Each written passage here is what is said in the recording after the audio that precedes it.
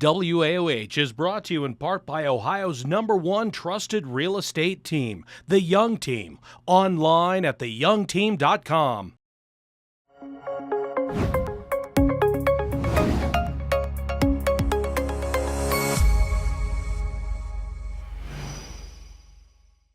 Hello, everybody, and welcome back. And today I am here with another special guest, Wendy Earle. How are you doing today? I'm great. Thank you. How are you? Yeah, I'm great. Thank you so much for coming in today. And you work with the Akron Art Museum. I do. I'm one of the curators there. Yeah. I've been there for almost 2 years now. Oh, wow. Okay. So I did want to talk a little bit about you first. Sure. What kind of traits does it take for a person to be a curator? Well, I work with a lot of really creative people, but not every creative person is super organized. So Right. Oh, I that's so have to crazy. be organized on their behalf. Yeah. And we do a lot of what we call creative problem solving, where, an artist has a vision, but they can't quite translate it to our space. So we help them do that, and then do some creative problem solving with budgets. Yeah. And be reactive if we have to, but then plan ahead as much as we can. Yeah, so you curate a lot of the things for the Akron Museum, I'm sure. But today, specifically, we wanted to talk about the Alfred McMoore exhibit. Yes. Yeah, so tell me a little bit about that. I am really excited to tell Alfred's story as best I can. I never got to meet him, but a lot of people in Akron knew him. Right. A lot. And a lot of people don't know he was an artist. They probably met him at a funeral home. Oh. Because as sad as that sounds, it was actually a joyful occasion for him. He loved going to funerals. Really? He said it was his favorite sport. So Okay. he went to thousands over the course of his life, mostly for people he did not know. And his favorite funeral home was Stuart Calhoun. Right. He loved attending them, and he would go to a stranger's funeral and cry real tears. So it was almost like an emotional catharsis for him.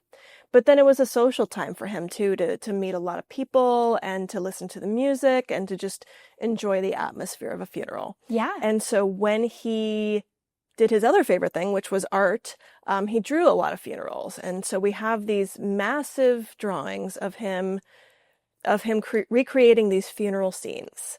And we've had a scroll in our collection since 1995. It is 5 feet tall by 50 feet long. It is massive. Wow, yeah. And it's really hard to display because it's so large. And so when I first started, I heard about Alfred's story, in part through the Auerbach family, who had really supported him throughout his career.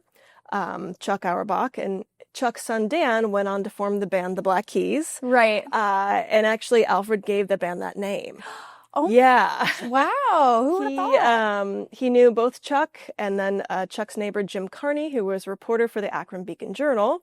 Once Alfred was friends with you, he would call you up all the time and ask for favors.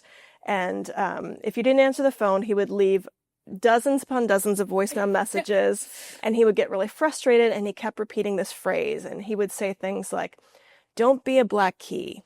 Don't get your black key on my white key, or your black key is missing." And so both the sons of these men grew up hearing that phrase. So Dan Auerbach and Pat Carney went on to form their band, The Black Keys, and named it after Alfred.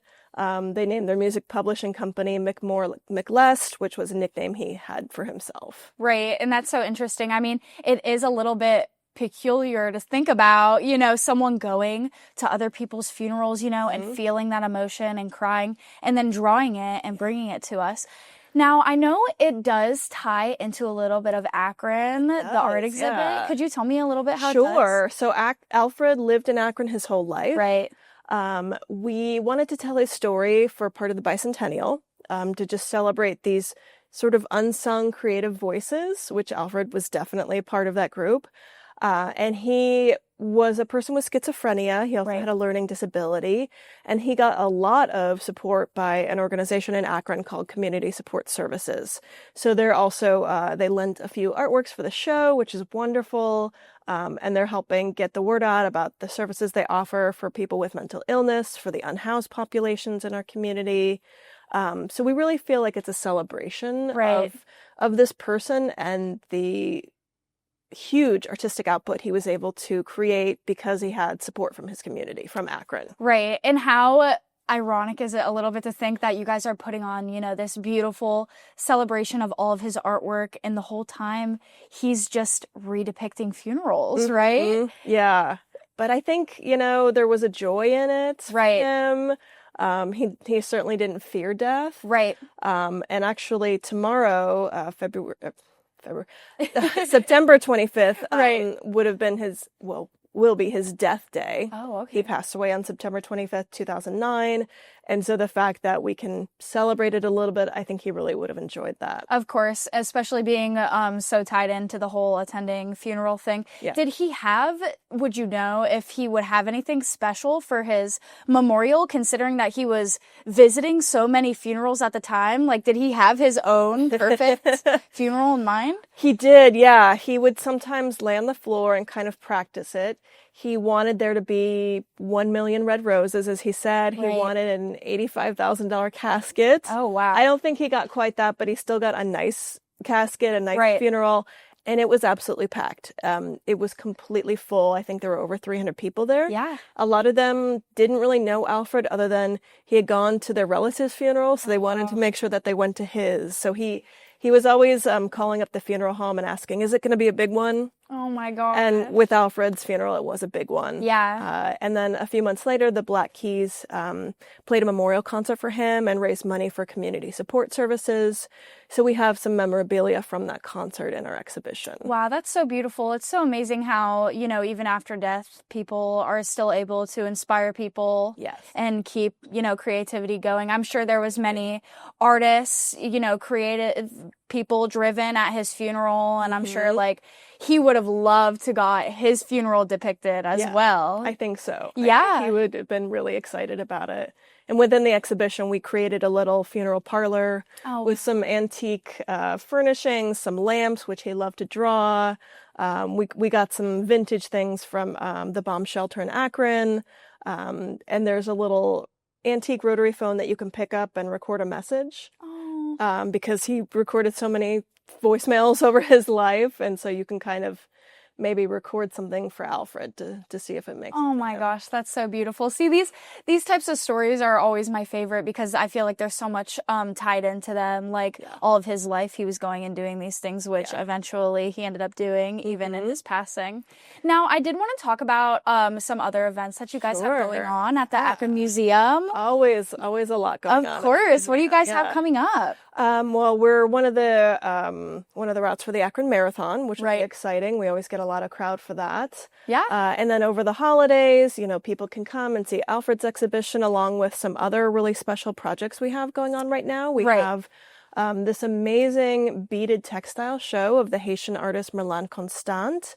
And we're also celebrating Cuyahoga Valley National Park's 50th anniversary with an exhibition of our photographs of Robert Glenn Ketchum.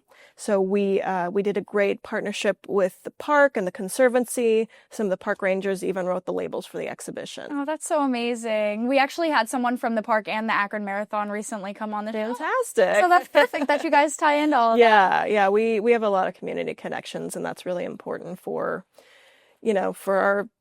our support, for the people who come to us and the people we are able to support. Of course, if someone was looking to see the exhibit, maybe it's Alfred's or maybe it's something, where can they find you besides just walking into the art museum? Well, our website is always a great resource, akronartmuseum.org. But I always plug Thursdays. We're free on Thursdays, open very late. So that's a great day to come on down and see what we've got going on. Yeah, well, I appreciate you taking the time to come in here and talk a little bit about the exhibit, what you guys have going on. Yeah, we love talking about it and telling Alfred's story. All right, well, I appreciate you being here, Wendy. Thank you. Thank you. And thank you guys so much for watching. We always appreciate the support. Again, that was Wendy with the Akron Art Museum, here to talk to us today about Alfred McMoore and what they have coming up. I appreciate you guys watching, and we'll see you right after this.